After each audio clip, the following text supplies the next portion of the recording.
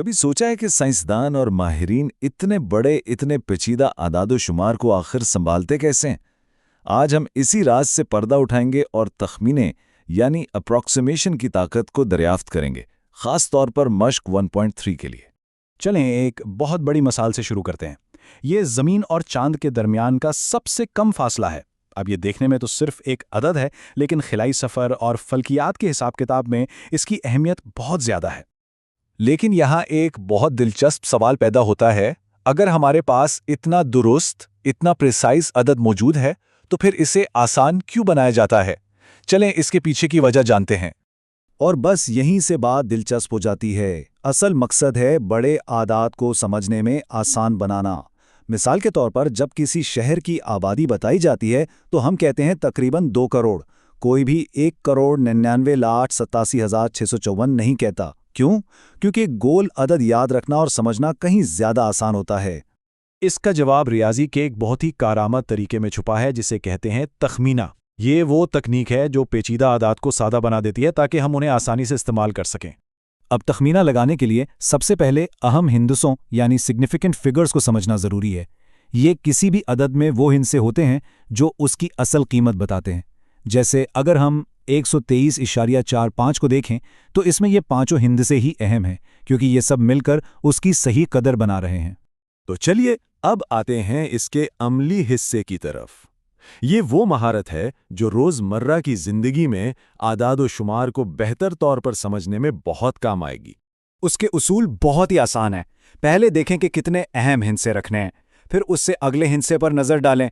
अगर वो 5 या उससे बड़ा है तो आखिरी हिंसे में 1 जमा कर दें, वरना उसे वैसे ही रहने दें। जैसे अगर 12.36 को 1 आशारिया तक राउंड करना हो तो हम 6 को देखेंगे। चूंकि ये 5 से बड़ा है तो हम 3 को 4 बना देंगे और जवाब होगा 12.4। बिल्कुल आसान। ठीक है, तो अब देखते हैं कि ये असूल एक हकीकी मिसाल में कैसे काम करते हैं। ये मिसाल दिखाएगी कि तखमीना असल में कितना ताकतवर हो सकता है। तो हमारे पास अदद है 363,104 और हमारा काम यह है कि इसे 3 अहम हिंसों तक राउंड करना है। पहला कदम, सबसे पहले अपने 3 अहम हिंसे पहचानें, जो हैं 3, 6 और 3। दूसरा कदम, अब हम अगले हिंसे को देखते हैं जो कि है 1। और तीसरा कदम, चूंकि 1 5 से छोटा है, हमारा आखिरी अहम हिंसा यानी 3 तब्दील नहीं होगा, वो बिल्कुल वैसा ही रहेगा।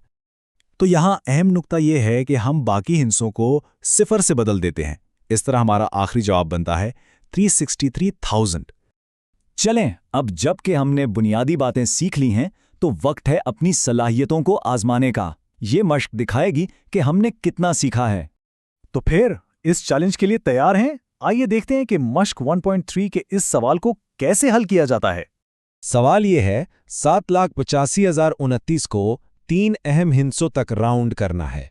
वही तरीका इस्तेमाल करते हैं।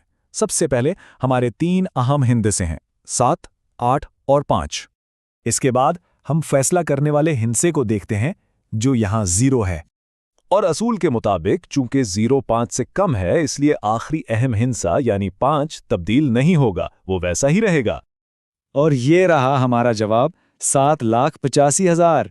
देखा कितना आसान था? लगता है तखमीने में महारत हासिल हो रही है। अच्छा, तो अब जब हम जान चुके हैं कि ये कैसे काम करता है, तो ज़रा देखते हैं कि ये हमारी रोज़मर्रा की ज़िंदगी में कहाँ कहाँ नज़र आता है। लोग अक्सर हैरान हो जाते हैं कि वो उसे कितनी बार देखते हैं। सच पूछें तो ये हर जगह है। मिसाल के तौर पर जब हम खबरें देखते हैं तो किसी मुल्क की आबादी हमेशा राउंड करके बताई जाती है, या जब कोई बजट पेश होता है तो अरबों के आदाद-ओ-शुमार को आसान बनाया जाता है। यहाँ तक कि इंजीनियरिंग में भी मवाद की मिकदार का तखमीना लगाया जाता है। ए.एस. कार्टर का ये कॉल इस बात को बहुत खूबसूरती से बयान करता है जो हम तखमीने के साथ करते हैं। हम पेचीदा आदाद को आसान बनाते हैं ताकि हम उन्हें बेहतर तौर पर समझ सकें और इस्तेमाल कर सकें। तो आज के लिए एक छोटा सा चैलेंज है, अपने इर्द गिर्द देखें, आपको तखमीना कहाँ इस्तेमाल होता हुआ नजर आता है? खबरों में, दुकान पर या किसी और जगह? इस पर गौर जरूर कीजिएगा।